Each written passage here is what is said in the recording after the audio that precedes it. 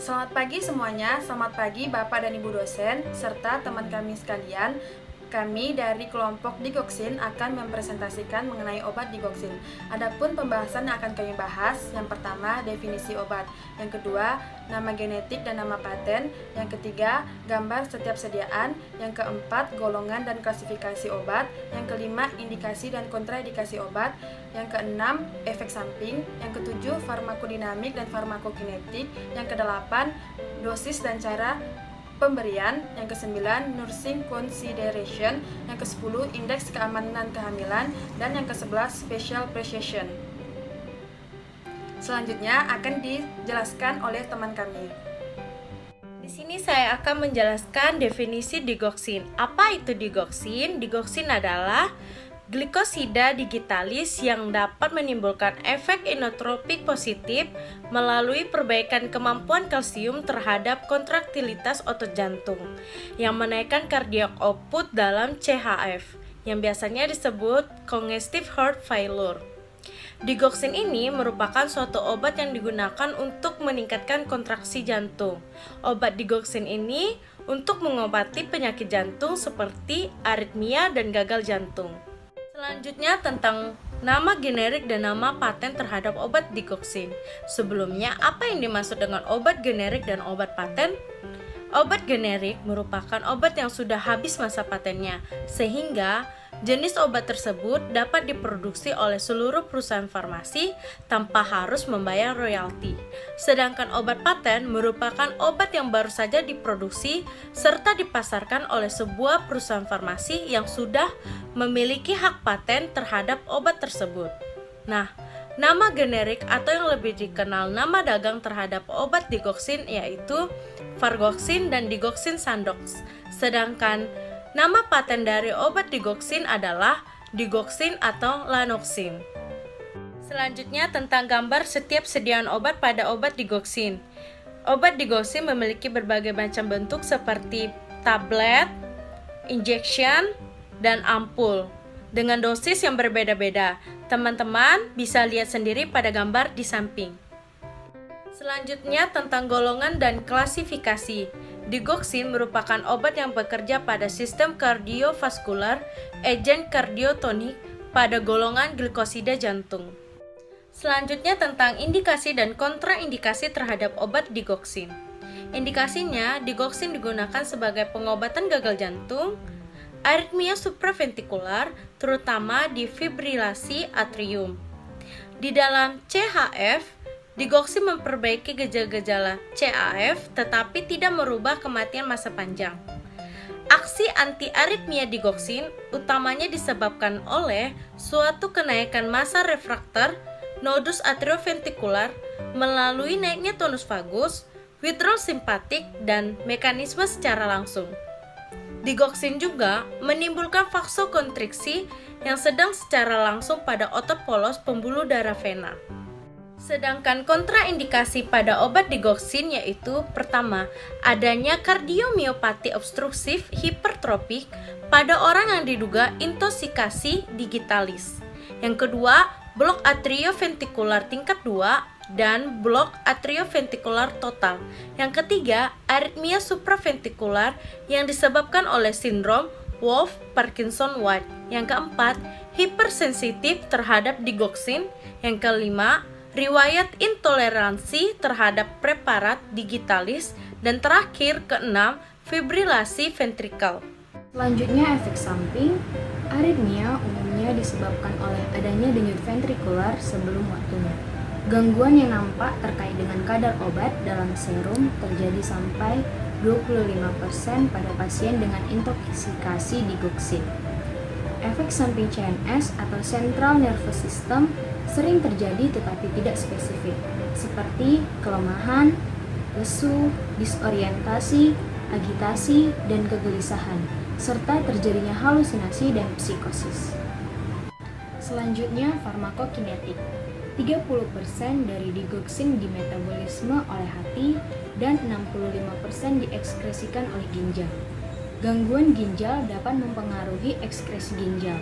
Gangguan hati dapat mengganggu metabolisme digoksin. Absorpsi Digoksin terjadi di saluran gastrointestinal sebanyak 60-76%, sedangkan distribusi terjadi di PP sebanyak 25%. Selanjutnya, farmakodinetik.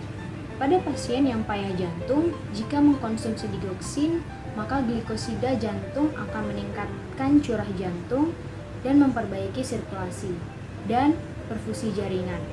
Pemberian digoksin per oral mula selama 1-5 jam, sedangkan melalui jalur IV selama 5-30 menit. Slide selanjutnya yaitu dosis dan cara pemberian. Cara pemakaian untuk dosis dewasa dengan IV loading dosage, pendosisannya seperti di slide. Dengan per oral loading dosage, pendosisannya diatur dalam persen untuk absorpsi oral. Dengan dosis pemeliharaan, pendosisannya berkisar 0,125 hingga 0,5 mg per hari.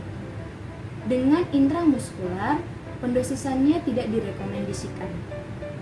Untuk cara pemakaian dosis pediatri, dengan TDD atau Total Digitalizing Dosage, per oral pendosisannya berdasarkan berat badan yang ideal.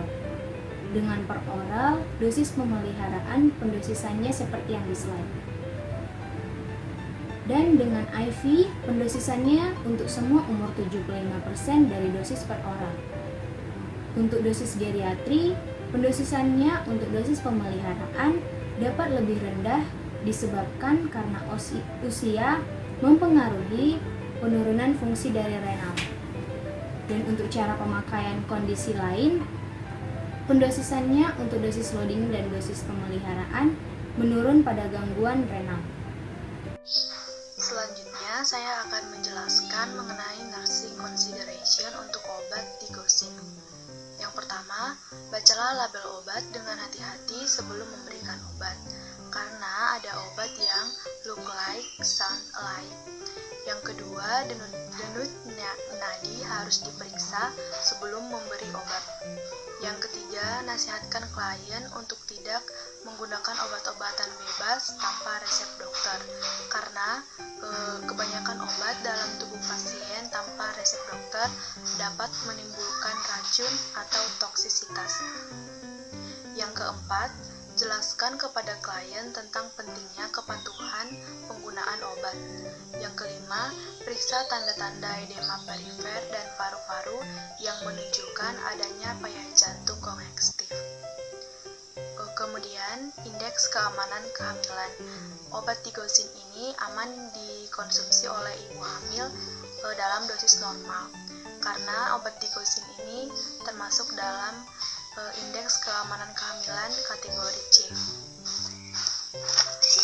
di mana belum ada penelitian yang cukup untuk manusia maupun untuk binatang percobaan, atau lebih dijumpai adanya efek merugikan pada binatang, tetapi tidak diperoleh data yang cukup meyakinkan atau valid pada manusia.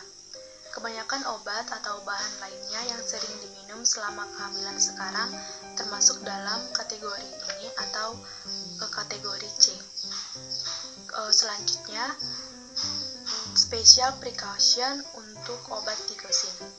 Yang pertama, penggunaan pada pasien dengan gangguan fungsi ginjal. Digoksin ini terutama diekskresikan oleh ginjal, sehingga apabila ada kerusakan pada fungsi ginjal pasien, maka akan ada penumpukan obat karena half time obat digoksin ini panjang, sehingga dibutuhkan waktu yang lama untuk mencapai konsentrasi steady state-nya, sehingga pasien tersebut dapat berisiko tinggi keracunan atau toksisitas.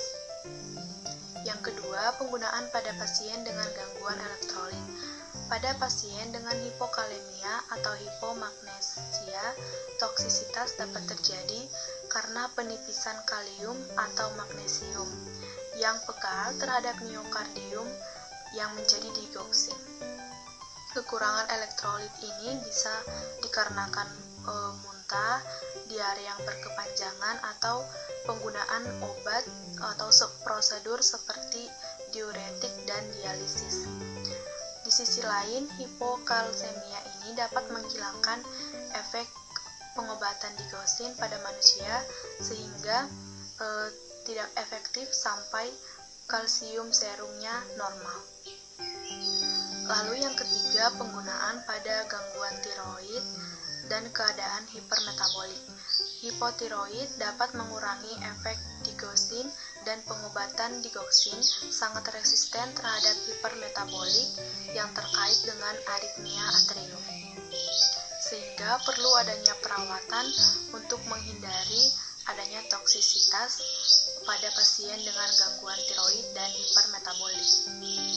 Yang keempat, penggunaan pada pasien dengan infark miokardium akut.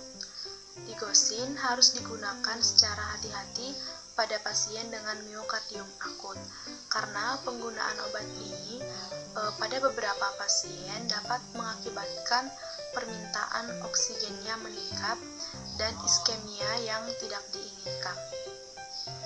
Yang kelima, penggunaan selama kardioversi listrik.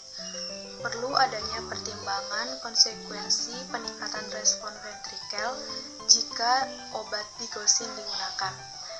Jika dicurigai adanya toksisitas, maka sebaiknya pengobatan ini ditunda atau digunakan tingkat energi yang rendah pada kardioversi elektif untuk menghindari provokasi aritmia ventrikel. Yang keenam, penggunaan pada pasien miokarditis. Digoxin dapat memicu vasokonstriksi, karena itu harus dihindari pada pasien dengan gangguan miokarditis. Yang ketujuh, penggunaan pada pasien penderita penyakit beri-beri jantung. Penderita penyakit beri-beri jantung ini dapat gagal merespon efek dari obat digoxin sehingga tidak efisien apabila tiaminnya tidak diobati secara bersamaan. Berikut adalah referensi yang kami kutip. Demikian presentasi kami, mohon maaf jika ada salah kata. Atas perhatiannya kami ucapkan terima kasih. Shalom.